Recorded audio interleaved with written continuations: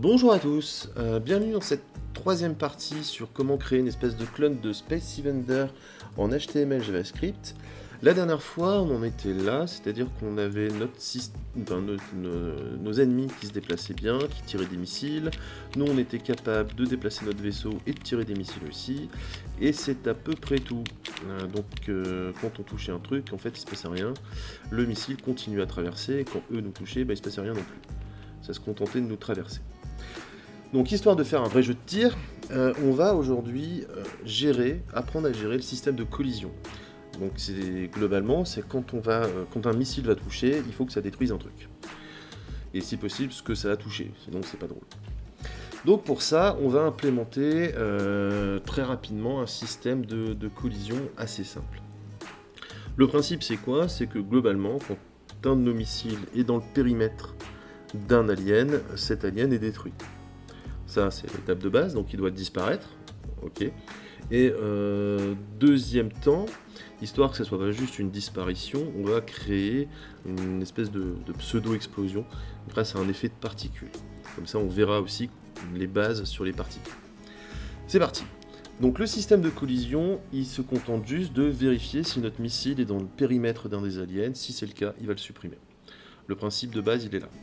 Donc pour faire ça, on va se placer au niveau donc à l'intérieur de notre boucle sur les grids. Donc on vérifie notre grids. Dans cette grille, on va aller vérifier nos aliens. D'accord ? Donc chaque alien, on va le passer pour le mettre à jour.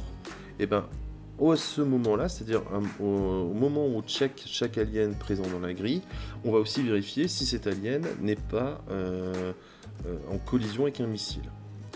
Alors pour faire ça, on va créer notre boucle for each qui va comparer en fait la position du missile avec la position de l'alien courant. Donc chaque missile, on va vérifier s'il n'est pas dans le périmètre de l'alien. Donc pour faire ça, tout simplement, on fait en deux étapes. Ici, on vérifie au niveau de la hauteur. Donc si le missile n'est pas compris entre le point le plus bas et le point le plus haut de notre alien. Et ça permet de gérer la position en largeur, c'est-à-dire si le missile n'est pas entre le point le plus à gauche et le plus à droite de notre alien. Et en termes de conditions, à chaque fois, c'est des et, c'est-à-dire que notre missile doit répondre à toutes les conditions pour qu'on considère qu'il touche l'alien. Voilà.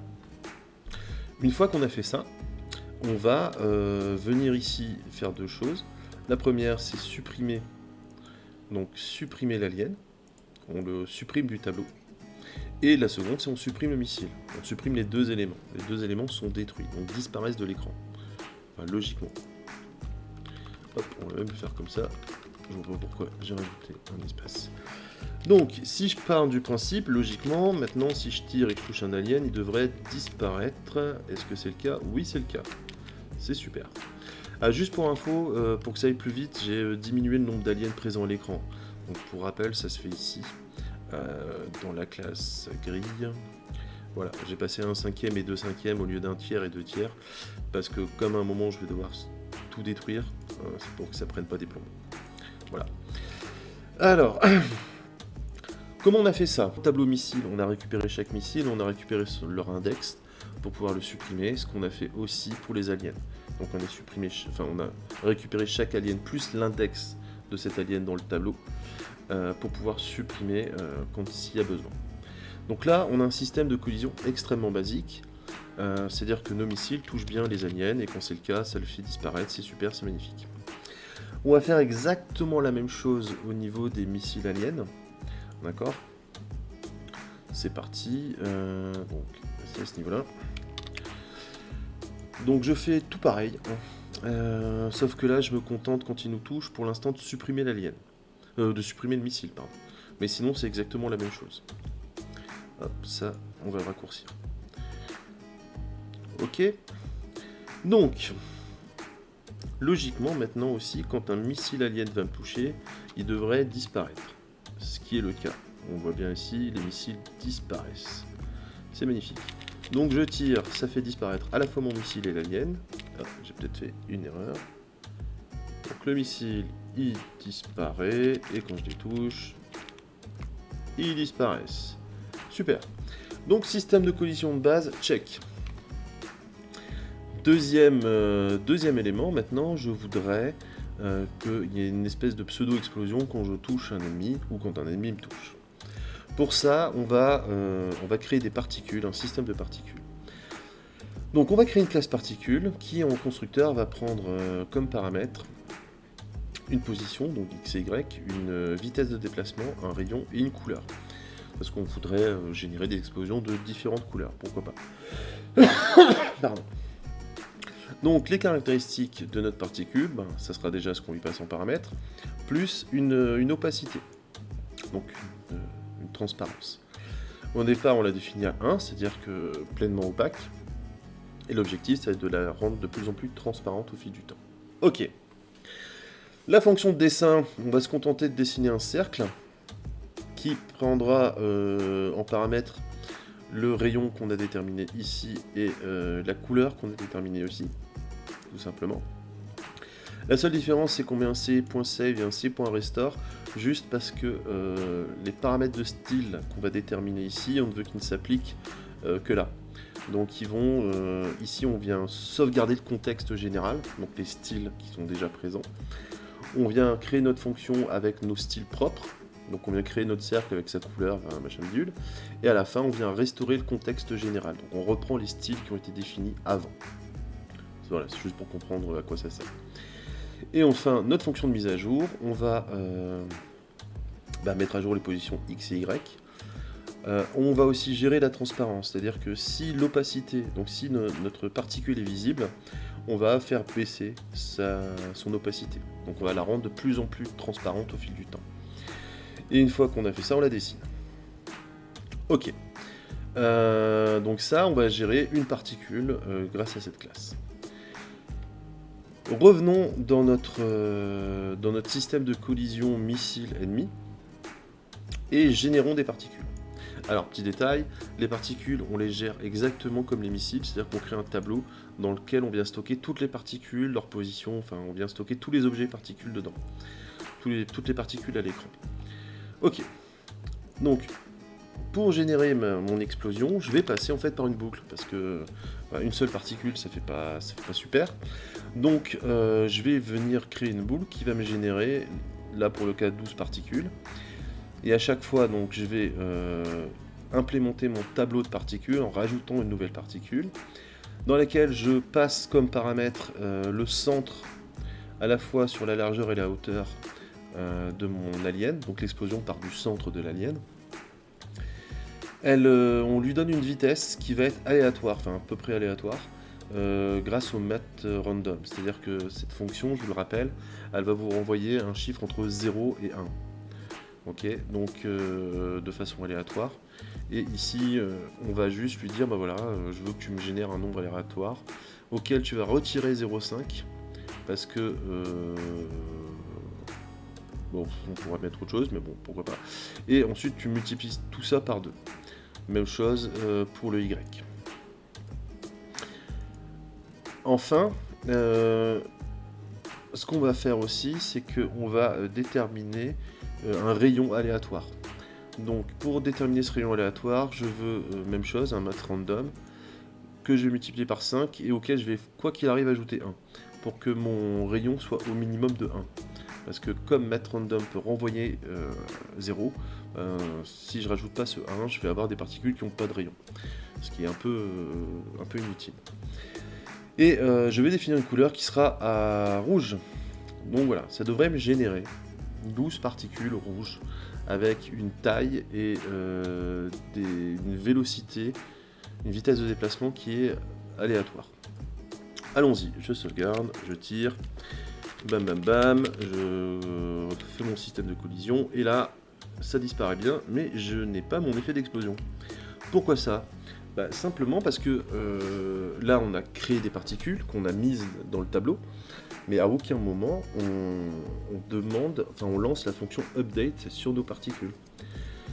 Donc c'est un peu comme les missiles, c'est-à-dire que, souvenez-vous, au tout début, quand on crée nos missiles et qu'on se contentait de les pousser dans le tableau, ils apparaissaient pas à l'écran, parce qu'à aucun moment on leur demande de le faire.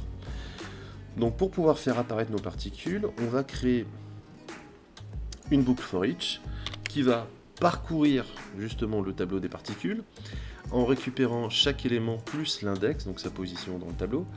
Et on va lui dire quoi? On va lui dire que si l'opacité est inférieure ou égale à 0, donc en gros, si notre particule est invisible, eh ben, tu la supprimes. Ce qui est logique, si elle est invisible, il n'y a aucune raison de la garder. Par contre, si elle n'est pas invisible, tu la mets à jour. Donc tu passes par la fonction mise à jour de la classe particule, tu mets sa position, sa vitesse et son opacité à jour. Donc là, logiquement, avec ça, je devrais m'en sortir. Voyons voir ça, bing boum, je tire. Et oui, j'ai bien mon effet d'explosion. Donc j'ai bien mes particules qui apparaissent, qui disparaissent, qui se mettent à jour. Enfin, j'ai bien un effet d'explosion en tout cas. Donc ça, c'est plutôt pas mal. Là, je suis sur le côté alien. Je vais faire exactement la même chose. Je suis sur le côté mes missiles touchent les aliens. Maintenant, je fais exactement la même chose quand les aliens me touchent. Donc ici, j'ai déjà le système de collision qui est le même que pour les missiles, que pour mes missiles. Et je vais rajouter des particules aussi. Mais pour faire la différence, je vais déjà changer la couleur. Et j'ai légèrement changé le nom, c'est-à-dire j'en ai mis plus. Donc logiquement, si un missile me touche, je devrais avoir une explosion blanche qui part du centre de mon vaisseau. Et c'est tout à fait le cas. Donc c'est magnifique. Donc, on va laisser passer.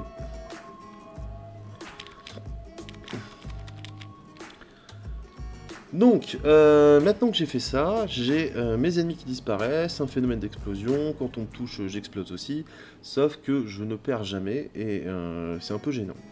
Et même chose, si je détruis tous les ennemis de la grille, en fait, il ne va pas se passer grand-chose, c'est-à-dire que, logiquement, dans l'état actuel où on en est, on va juste avoir un bel écran noir sur lequel notre vaisseau pourra toujours bouger, mais qui sera un peu vide.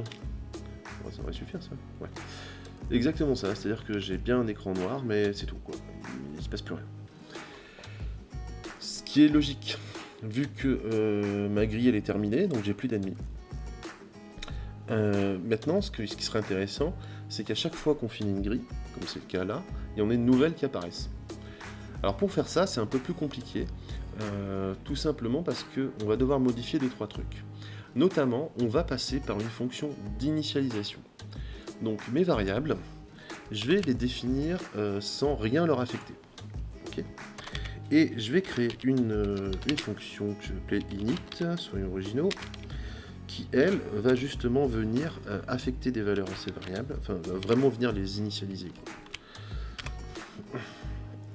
Tac, pouf, pouf. Ok, donc ça c'est bon, ça c'est bon, ça c'est bon, et je vais définir un nombre de vies à 3. C'est parti. Donc maintenant, si je regarde ça, il se passe plus rien à mon écran. Parce que certes, j'initialise des variables, mais je leur donne aucune valeur. Donc c'est vraiment comme s'il se passait strictement rien. Alors ici, c'est pas unit, c'est init. Donc pour avoir mon jeu qui se lance, je dois passer par une fonction d'initialisation. D'accord. Qu'est-ce que j'ai fait? Player undefined. Oui, mais non. Ici, c'est pas un tableau. Oh, je suis fatigué, hein.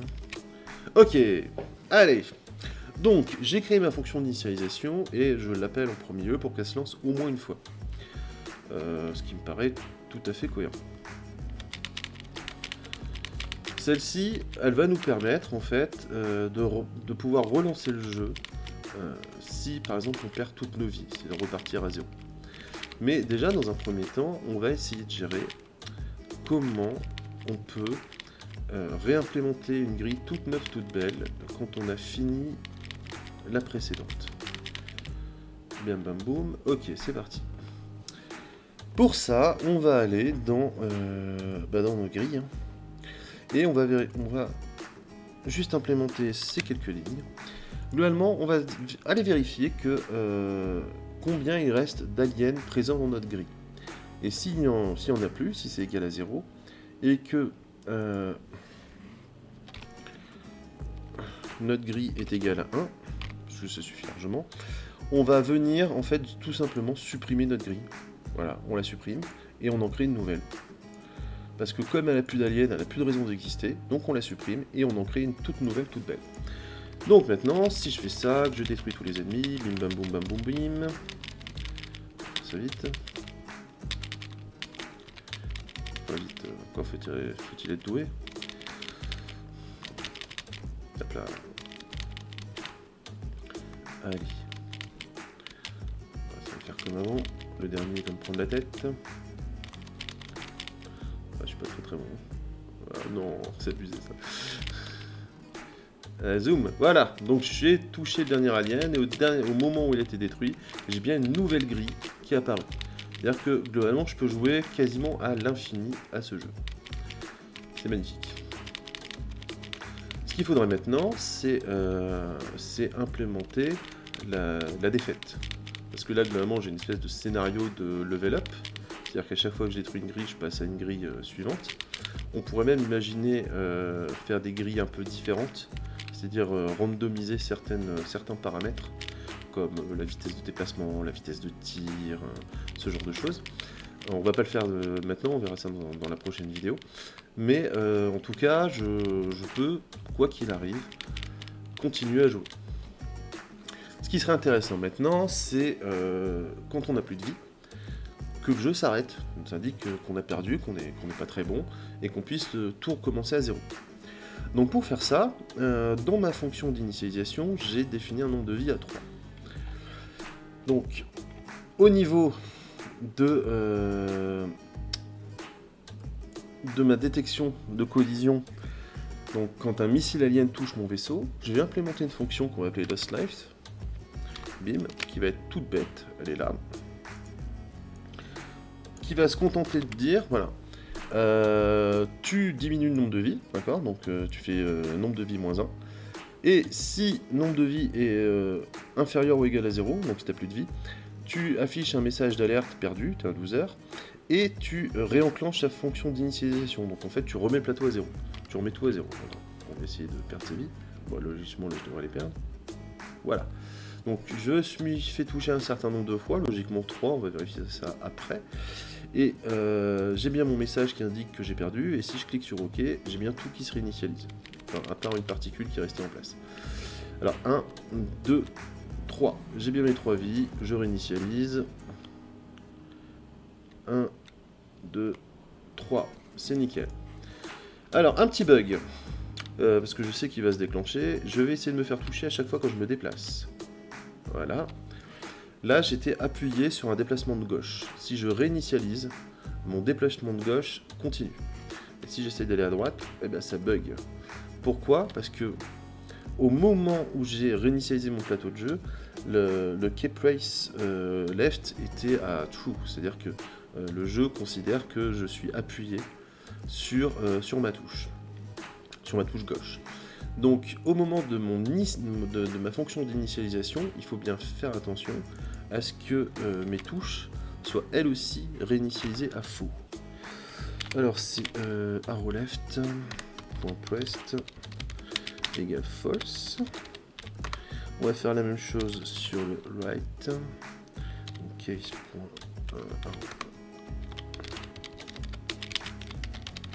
ok. Et allez, pour être tout propre, tout beau, on va faire la même chose sur le fired.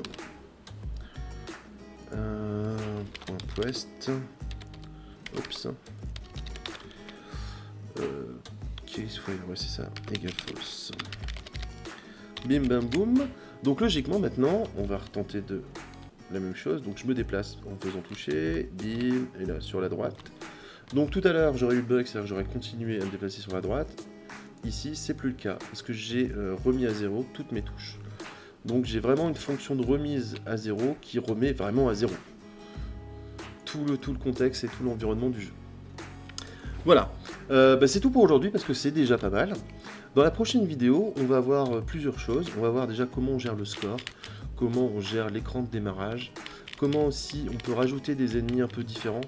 Parce que dans Space Invader, la version originale, de temps en temps il y a une espèce d'autre vaisseau là qui traverse l'écran de gauche à droite, et l'objectif ça va être de recréer en fait un autre type d'ennemi qui copie ce comportement là, donc de générer un score, d'avoir une espèce d'interface en fait qui montre le score, le nombre d'ennemis qu'on a tués, ce genre de choses, Et on verra aussi comment on peut créer une espèce de level up, c'est-à-dire à chaque fois qu'on détruit une grille, en générer une nouvelle avec des paramètres qui vont rendre le jeu de plus en plus difficile. Ok, donc accélérer les ennemis, accélérer la fréquence de tir, enfin ce genre de choses. Donc tout ça, c'est dans la prochaine vidéo qui arrive le plus vite possible. Merci en tout cas, et bonne journée à tout le monde.